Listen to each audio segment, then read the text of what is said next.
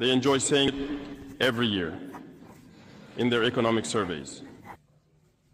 Burkina Faso is the poorest country, Mali is the poorest country, Niger is the poorest country. We are ranked among the last. Very well, if we are as poor as they say, but when the time came to take responsibility, we asked these masters to leave. Why don't they want to leave? When we take the case of Niger, for over 40 years, some countries have been exploiting uranium to produce energy for themselves. From Ottawa to Paris, the streets are lit up. That's the light. But in Niger, it's darkness that is served to us. When you go to our states, our lands are riddled with holes, everywhere in search of precious metals like gold, but often there isn't even the slightest accessible road to reach the areas where they exploit gold, let alone some basic social services. That's why we decided to revolt and take the destiny of our countries into our own hands. There are many other examples. But when we decided to do so, well, we were approached by some armchair slaves to deliver the message of their master, because they had created this kind of polymer chain that rises to the head of our states to serve them. And we came to break the chain. And it's inconceivable for them.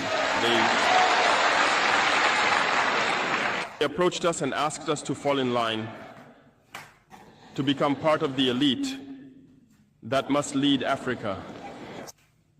Because they have a trained and conditioned elite that they must follow, who are embedded in that chain. We refused poerfull to fall in line with them. And from then on, hostilities began. They have infiltrated our areas with several mercenaries, trainers. Agents have descended into the Sahel, hoping to carry out barbaric, cowardly attacks against our populations, hoping to incite them to revolt. In addition to these on-the-ground attacks, communication attacks, manipulation, and disinformation are rampant in their ranks. But the people of the Sahel have understood, and never again will they be manipulated. They know where they come from, they know what they are doing, and they know where they are going.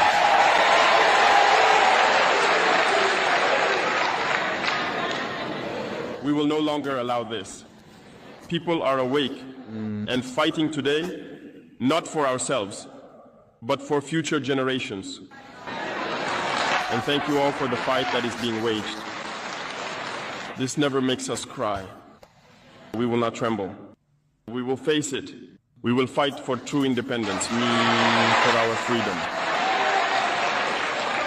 Because to scare the people of AS, these individuals only have 3 terms in their mouths: democracy, freedom, human rights.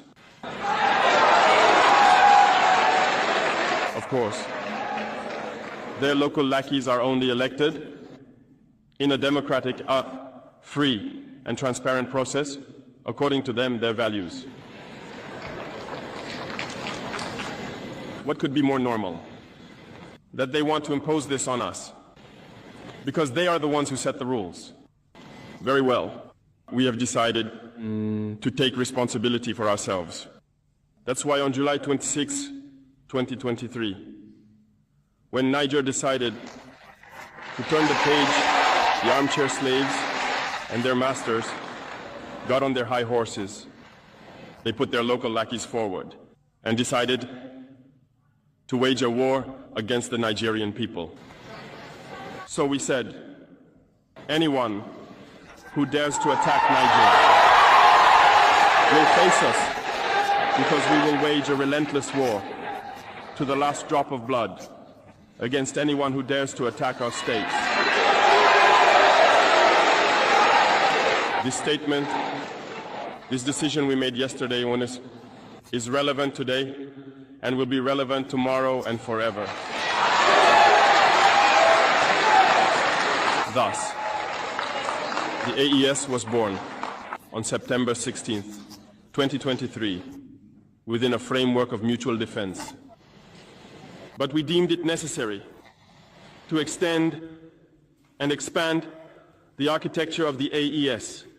What brings us together today should allow us to venture into other areas beyond defense, notably finance and economy, infrastructure, health, education, and so on. I hope that these moments will be a story we write for the AES, but especially for Africa and the entire world. May God enlighten each and every one of us. May God inspire us in these tasks entrusted to us. And above all, when we carry out our work, let us keep one thing in mind: the supreme interest of our populations. With that, we pray once again to the good Lord to accompany us all in our various tasks, to protect our fighters, who, thanks to them, allow us to sit here and discuss the future of our states. Once again, thank you, people of Niger. Be united and in solidarity. People of the AES, the homeland or death.